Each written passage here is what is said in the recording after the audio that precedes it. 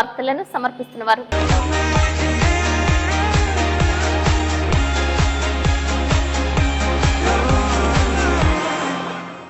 నమస్కారం, city news కి స్వాగతం. ముందుగా ముఖ్యాంశాలు. అంతర్ పంట సాగుపై గురువాయిగూడెం రైతు నర్సరీ నిర్వాహకులు దల్లి రామాంజనేయరెడ్డిను సత్కరించిన జిల్లా కలెక్టర్ వెట్రి సెల్వి.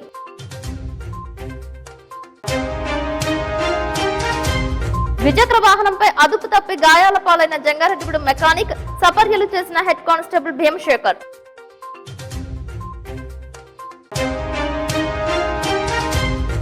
ఈ నెల 24వ తేదీ మెట్ట ప్రాంత కాపు సంఘం వనసమారాధన, సర్వం సిద్ధం చేసిన నిర్వాహకులు.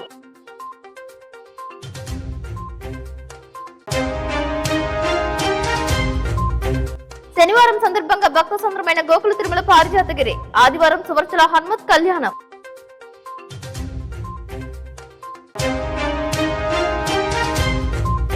ద్విచక్ర వాహనంపై రవాణా చేస్తున్న గంజాయిని స్వాధీనం చేసుకున్న దేవరపల్లి సిఐ నాగేశ్వర్ నాయక్.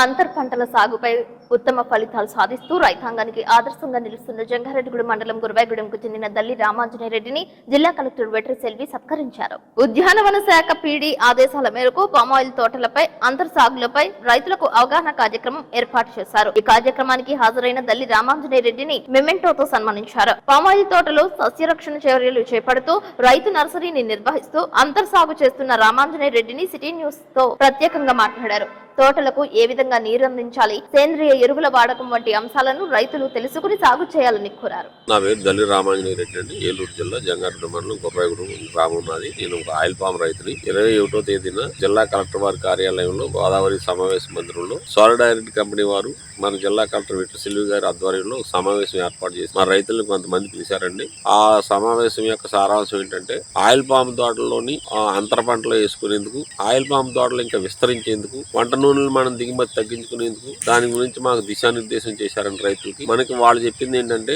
28 లక్షల హెక్టార్లు పంట మనం వేసుకోవాల్సిన అవసరం ఉండగా 4.5 లక్షల హెక్టార్లు మాత్రమే ఇప్పుడు మనం సాగు చేసుకోగలుగుతున్నాము.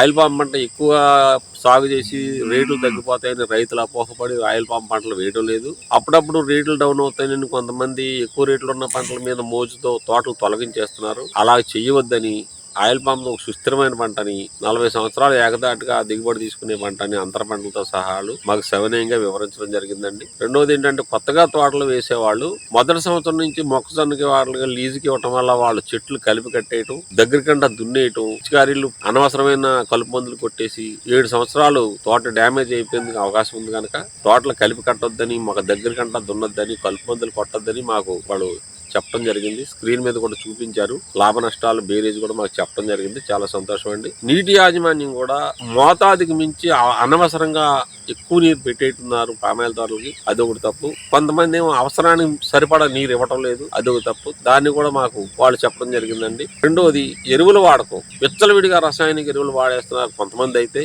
దానికి అవసరమైన మందులు వేయటం లేదు కొంతమంది. దీని మీద కూడా మాకు అవగాహన కల్పించారు. మూడోది మొక్కలు మొన్న 23,000 రేటు అయినప్పుడు, మొక్కలు అవసరమైనప్పుడు మాకు ఎన్ఆర్సీ సంస్థ మొక్కలు అందించలేనప్పుడు దళారీలను ఆశ్రయించి 600 రూపాయలు పెట్టి ఇతర రాష్ట్రాల నుంచి మొక్క తెప్పించి మోసపోయారండి రైతులు. అలాగే మీరు మోసపోవద్దని, మీకు ఎవరైతే తోటలు వేయాలనుకున్నారో వాళ్ళు మాకు అప్లికేషన్ ఇచ్చినట్లయితే మీరు అప్లికేషన్ ఇచ్చిన 4 నుంచి 5 నెలల్లో మీకు మొక్కలు మేము సరఫరా చేస్తామని, మొక్క వయసు 14 నెలల నుండి 13 ఆకులతో ఉన్న ఆరోగ్యవంతమైన మొక్కల్ని నాటుకోవాలని వాళ్ళు మాకు చూపించారు. చాలా మంది రైతులు దళారీలు నమ్మి మోసపోయారు. అలా మోసపోవద్దని చెప్పారు. ఇదే విధంగా ఏదైనా కారణం చేత 1 నెల 2 నెలలు రేటు తగ్గితే కంగారు పడిపోయి తోటలు తొలగించేస్తున్నారు రైతులు. అది కూడా చేయొద్దని చెప్పారు.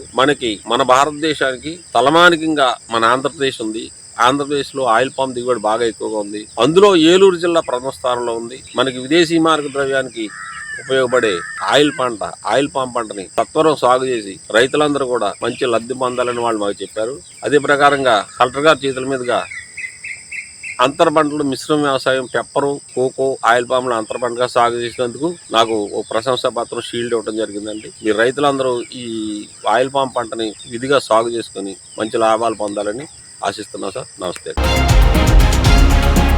జంగారెడ్డిగూడెం పట్టణానికి చెందిన మోటార్ మెకానిక్ ద్విచక్ర వాహనంపై వెళ్తూ జారిపడిన సంఘటన శనివారం తెల్లవారుజామున చోటు చేసుకుంది. బోసుబొమ్మ సెంటర్లో గ్రామదేవత గంగానమ్మ తల్లి ఆలయం వైపు వెళ్తుండగా అప్రోచ్ రోడ్డు వద్ద ద్విచక్ర వాహనం అదుపు తప్పింది. దీంతో వాహనం ముందు భాగం ధ్వంసం అవ్వగా మెకానిక్ ముఖానికి చేతులకు స్వల్పంగా గాయాలయ్యాయి. అక్కడున్న ప్రయాణికులు బాటసార్లు సపర్యలు చేశారు. హెడ్ కానిస్టేబుల్ భీమశేఖర్ తాగునీరు అందించి సేవలు అందజేస్తారు. చరవాణి ద్వారా మెకానిక్ కుటుంబ సభ్యులకు సమాచారం అందజేస్తారు. ఆసుపత్రికి తరలించారు.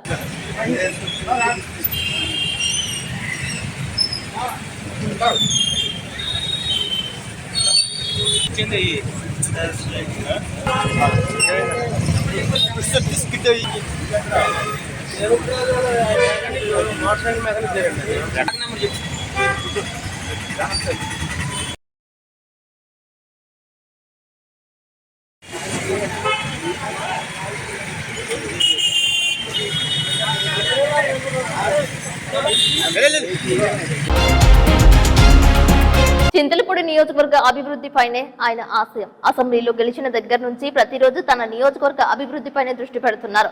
ప్రతిక్షణం అధికారులతో కూటమి నాయకులతో మాట్లాడి ఎప్పటికప్పుడు ప్రజల సమస్యలతో పాటు గ్రామాల్లో ఉన్న మేజర్ సమస్యలను కూడా తెలుసుకుంటున్న చింతలపూడి ఎమ్మెల్యే రోషన్ కుమార్ సేవలను పలువురు కొనియాడుతున్నారు. నియోజకవర్గంలో ప్రధాన సమస్యల గురించి ముఖ్యమంత్రి నారా చంద్రబాబు నాయుడు దృష్టికి తీసుకువెళ్లారు. శుక్రవారం అసెంబ్లీ చివరి రోజు కావడంతో చింతలపూడి నియోజకవర్గ అభివృద్ధి కార్యక్రమాల అమలుకు సంబంధించి ముఖ్యమంత్రి చంద్రబాబు నాయుడుతో భేటీ అయ్యారు. నియోజకవర్గ సమస్యలను వివరించారు. చింతలపూడి జంగారెడ్డిగూడెం మున్సిపాలిటీల అభివృద్ధి కోసం నిధులు మంజూరు చేయాలని, అలాగే కామవరపుకోట మండలంలో ఎర్రకాలువ ఎత్తిపోతల పథకం పైప్ లైన్ మరమ్మతులకు ప్రత్యేక నిధులు మంజూరు చేయాలని, చింతలపూడి ఎత్తిపోతల పథకంలో భూ నిర్వాసితులకు గిట్టుబాటు అయ్యే విధంగా పరిహారం ఇప్పించాలని అన్నారు. వెంటనే సంబంధిత మంత్రిని కలిసి పరిహారం విషయంలో ప్రత్యేక దృష్టి పెట్టడానికి కోరారు. విదేశీ పెట్టుబడి అవకాశాలతో సస్టెన్సెన్స్ గా మెగా క్లస్టర్ ఇండస్ట్రియల్ పార్క్ ఏర్పాటుకు ప్రతిపాదన సిద్ధం చేశారు. అలాగే కామవరపుకోట మండలం గుంటుపల్లిలో పీపీపీ విధానంలో బౌద్ధరామాల అభివృద్ధితో పాటు పర్యాటక కేంద్రంగా తీర్చిదిద్దేలా సిద్ధం చేసిన ప్రణాళికపై దృష్టి పెట్టారు. చింతలపూడి నియోజకవర్గంలో పామాయిల్ బోర్డు ఏర్పాటుకు కేంద్రానికి ప్రతిపాదన పంపగా మామిడి, వరి పరిశోధన కేంద్రాలు ఏర్పాటుకు చర్యలు తీసుకోవాలని కోరినట్లు సమాచారం. నియోజకవర్గంలో ఆర్ఎన్బి రోడ్లు మరమ్మతుల నిర్మాణ పనులకు 16,05,00,000 రూపాయల మంజూరుపై వివరించారు. చింతలపూడి నియోజకవర్గంలో బీసీ గురుకుల పాఠశాల ఏర్పాటుకు ప్రతిపాదనను అందజేశారు. చింతలపూడి ప్రభుత్వాసుపత్రి నిర్మాణానికి నిధులు విడుదల చేయాలని ఆరోగ్య శాఖ మంత్రిని కోరారు. చింతలపూడి ప్రజల చిరకాల వాంఛ ఆర్టీసీ బస్ డిపో చేయాలని రవాణా శాఖ మంత్రిని రోషన్ కుమార్ కోరారు. కళ్ళ చెరువు సమీపంలో గుండేరు, జంగారెడ్డిగూడెంలోని పట్టణపాలెం బైనీరు వాగులపై వంతెన నిర్మాణానికి ప్రతిపాదనలు చేసినట్లు సన్నిహితులు తెలియజేశారు.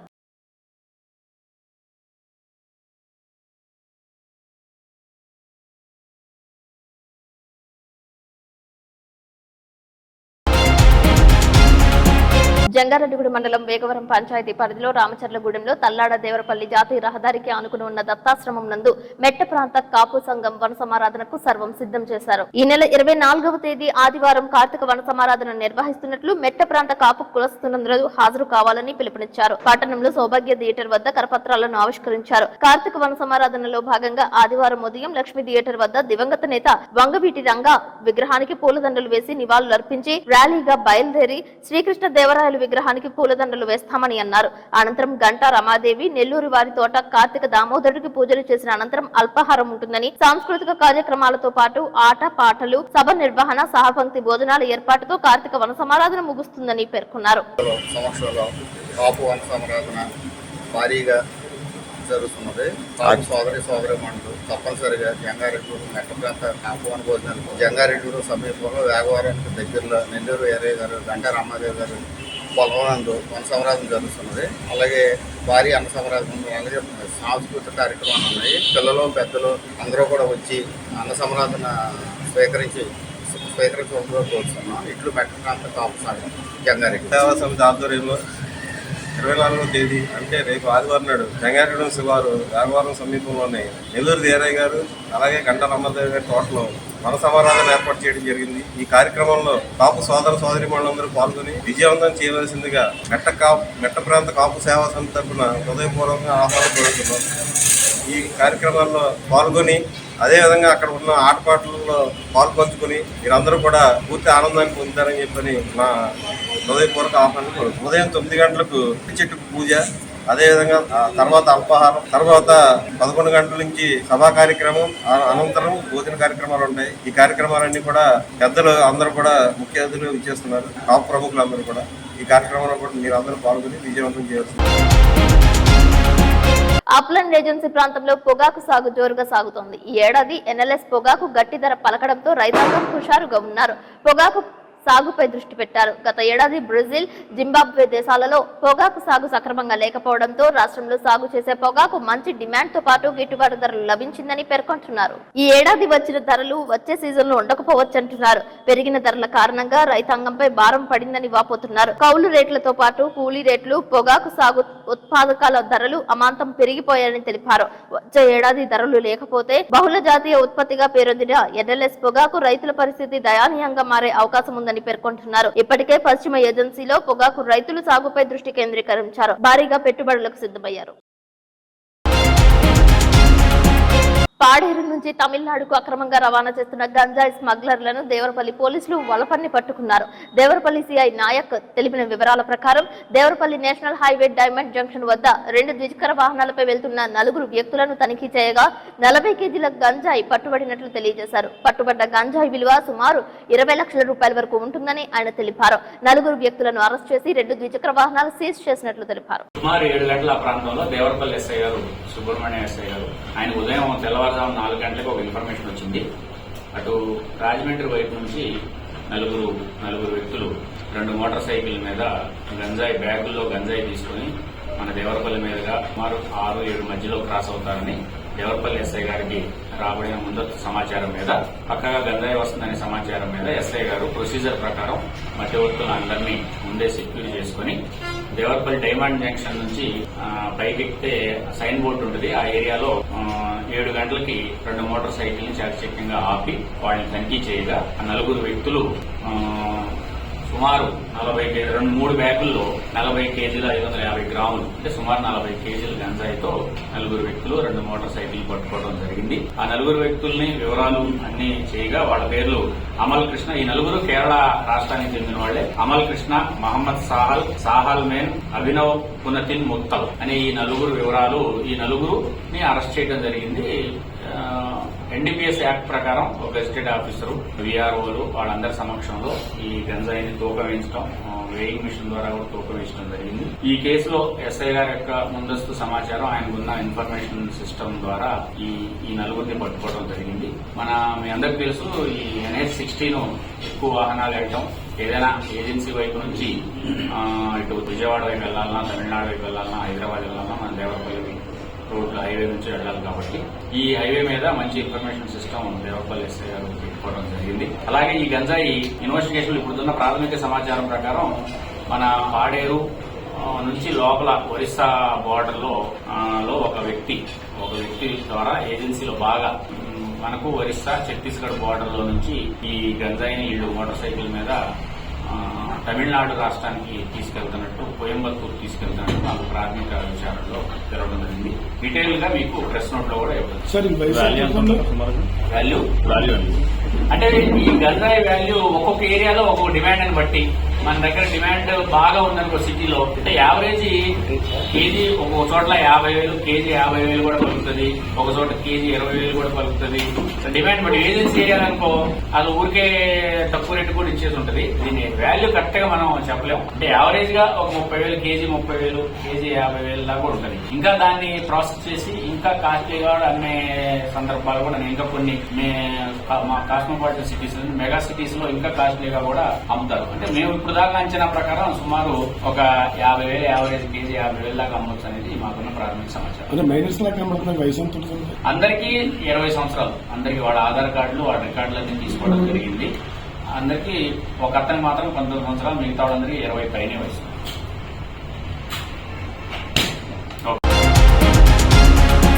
ఇప్పుడు కాసేపు ప్రకటనలు చూస్తూనే ఉండండి సిటీ న్యూస్.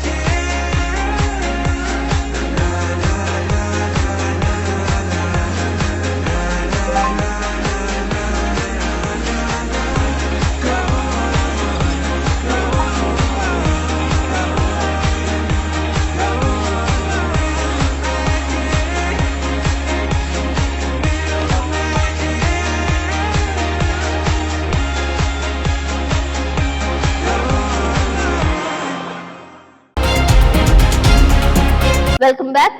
లింగపాలెం మండలం జూబ్లీ నగర్ వద్ద టైల్స్ లోడ్తో ఉన్న లారీ బోల్తా పడింది. జూబ్లీ నగర్ టర్నింగ్ పాయింట్ లో శుక్రవారం అర్ధరాత్రి లారీ బోల్తా పడినట్లుగా తెలియజేస్తున్నారు. పూర్తి వివరాలు తెలియాల్సి ఉంది. AP 05 TD 0333.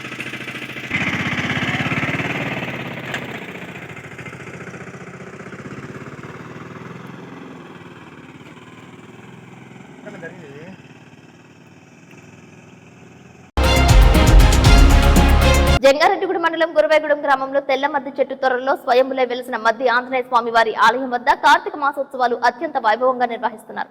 వేకువజాము నుండే అధిక సంఖ్యలో భక్తులు విచ్చేసి స్వామివారిని దర్శించుకున్నారు. ఉదయం 5 గంటలకు ప్రాతకాలార్చన, తోమాల సేవ అనంతరం స్వామివారి దర్శనానికి అనుమతిచ్చారు. ఆలయం వద్ద భక్తులు హనుమాన్ చాలీసా పారాయణం చేశారు. ఆలయం వద్ద జంగారెడ్డిగూడెంకు చెందిన కుమారి అయినపల్లి మంజుశ్రీచే కూచిపూడి నృత్య ప్రదర్శన ఏర్పాటు చేశారు. అధిక సంఖ్యలో భక్తులు తిలకించారు. దర్శనాలకు విచ్చేసిన భక్తులు హనుమన్ నామ స్మరణతో ఆలయ ప్రాంగణం మార్మోగింది. సుమారు 5,000 మంది భక్తులకు స్వామివారి నిత్యాన్నదాన సత్రం నందు అన్నప్రసాద వితరణ చేశారు. రేపు అనగా ఆదివారం ఉదయం సుభాషల హనుమద్ కళ్యాణం నిర్వహించనున్నట్లు ఆలయ కార్యనిర్వహణాధికారిని ఆర్వి చందన తెలిపారు.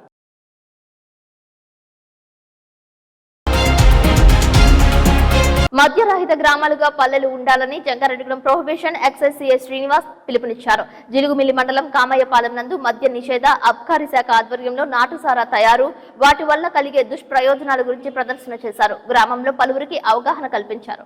నాటుసారా సేవించడం వలన కలిగే నష్టాలను వివరించారు. ప్రతి ఒక్కరూ నాటుసారా నిర్మూలనకు కృషి చేయాలని పిలుపునిచ్చారు. ఈ సందర్భంగా ప్రతిజ్ఞ చేశారు.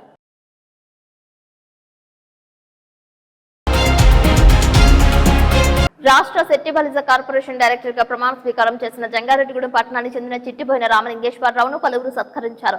గొల్లపల్లి బీసీ సంక్షేమ సంఘం కార్యాలయంలో ప్రమాణ స్వీకారోత్సవం జరిగింది. ఉమ్మడి పశ్చిమ గోదావరి జిల్లా రజక సంఘం అధ్యక్షులు చాటపర్తి పోసిబాబు మర్యాదపూర్వకంగా కలుసుకున్నారు. ఈ కార్యక్రమంలో కోనేటి చంటి, కొంచాడ ప్రసాద్, నంగులూరి జగత్, వీరవల్లి సోమేశ్వరరావు పాల్గొన్నారు.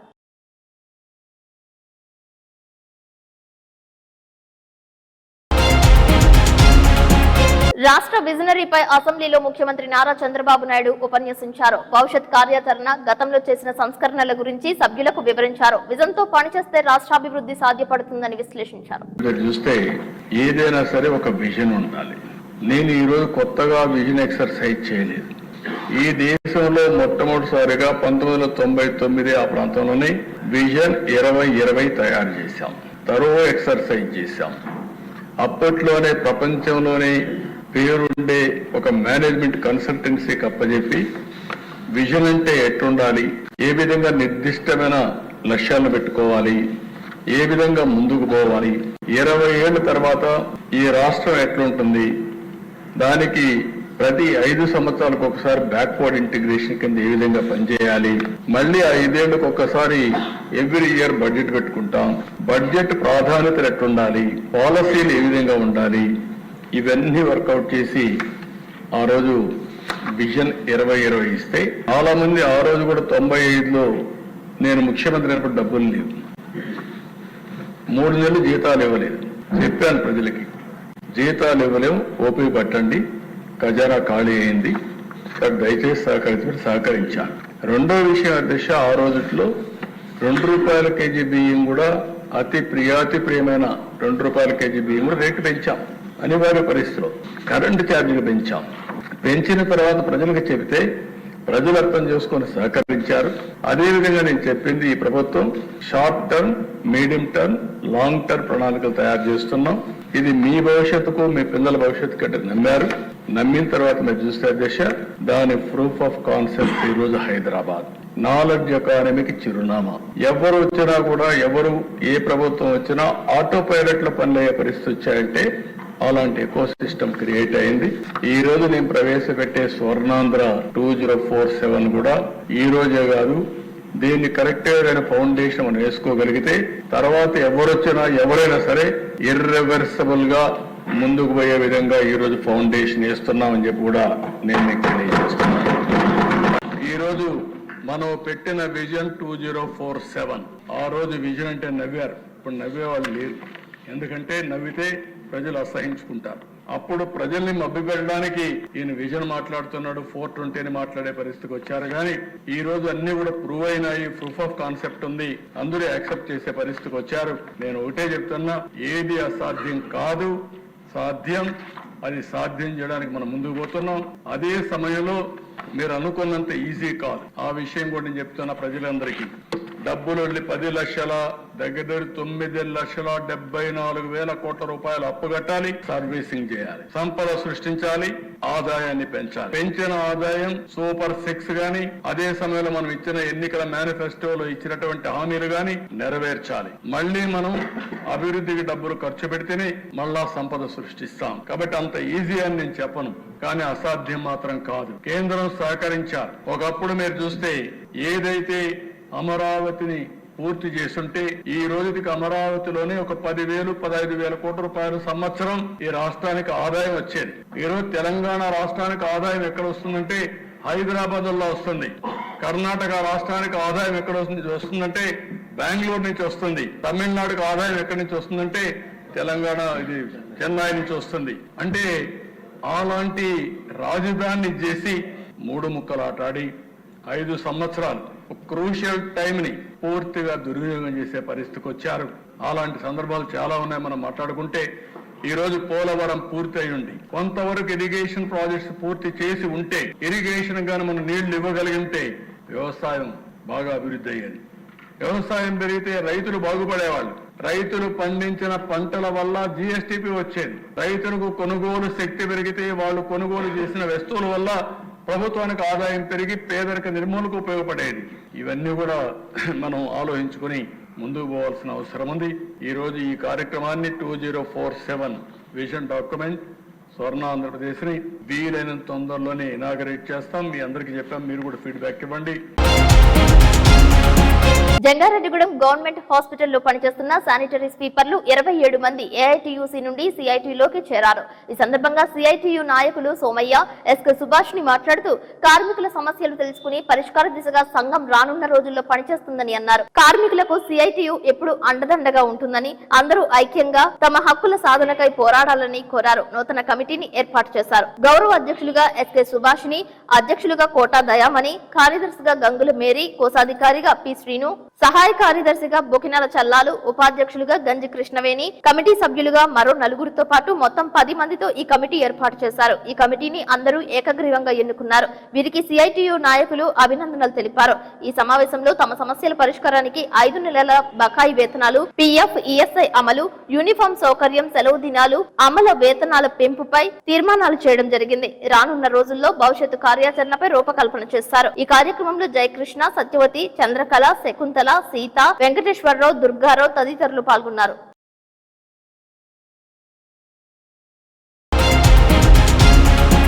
ఆగ్నేయ బంగాళాఖాతంలో అల్పపీడనం ఏర్పడిందని వాతావరణ శాఖ తెలియజేసింది. పశ్చిమ వాయువ్యంగా ప్రయాణించి సోమవారం నాటికి వాయుగుండంగా బలపడనుందని ఐఎండీ హెచ్చరించింది. ఆపై తుఫానుగా మారి నైరుతి బంగాళాఖాతంలోకి ప్రవేశిస్తుందని తెలిపింది. దీని కారణంగా దక్షిణ కోస్తా, రాయలసీమలో పలు ప్రాంతాల్లో భారీ వర్షాలు పడే అవకాశం ఉందని తెలిపారు.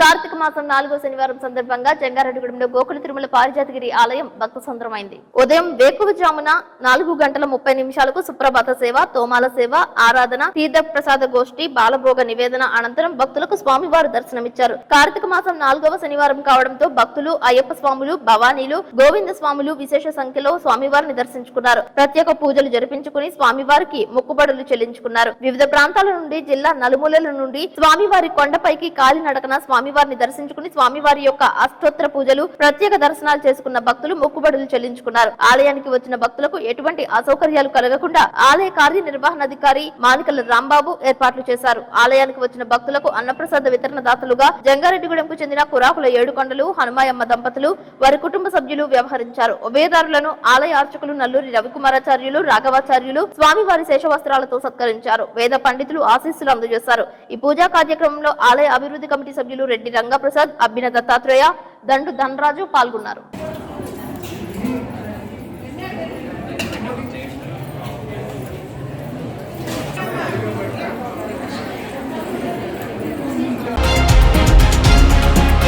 జంగారెడ్డిగూడెంలో జిల్లా పరిషత్ ప్రభుత్వ బాలుర ఉన్నత పాఠశాల సమీపంలో స్కూల్ ముగిసిన సమయంలో విద్యార్థులు గొడవలు పడుతున్నారు. గడిచిన నెల రోజులుగా హై స్కూల్ పని సమయంలో కాకుండా సాయంత్రం పూట ఇళ్లకు వెళ్లే సమయంలో ఒకరిపై ఒకరు దుర్భాషలాడుకుంటున్నారని స్థానికులు తెలిపారు.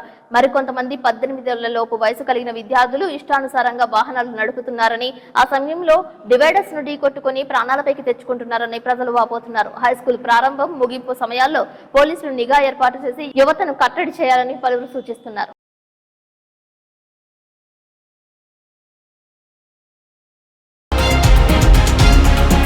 వార్తలు ముగించే ముందు ముఖ్యాంశాలు మరొకసారి. అంతర్పంట సాగుపై గురువాగూడెం రైతు నర్సరీ నిర్వాహకులు దల్లి రామాంజనేయ రెడ్డిను సత్కరించిన జిల్లా కలెక్టర్ వెట్రి సెల్వి.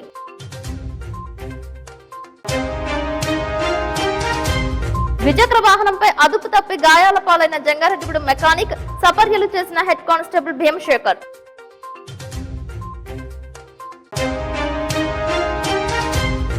ఈ నెల 24వ తేదీ మెట్ట ప్రాంత కాపు సంఘం వనసమారాధన, సర్వం సిద్ధం చేసిన నిర్వాహకులు.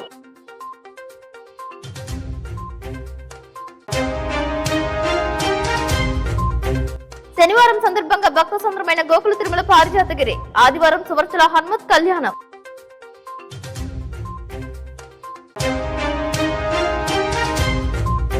ద్విచక్ర వాహనంపై రవాణా చేస్తున్న గంజాయిని స్వాధీనం చేసుకున్న దేవరపల్లి సిఐ నాగేశ్వర్ నాయక్.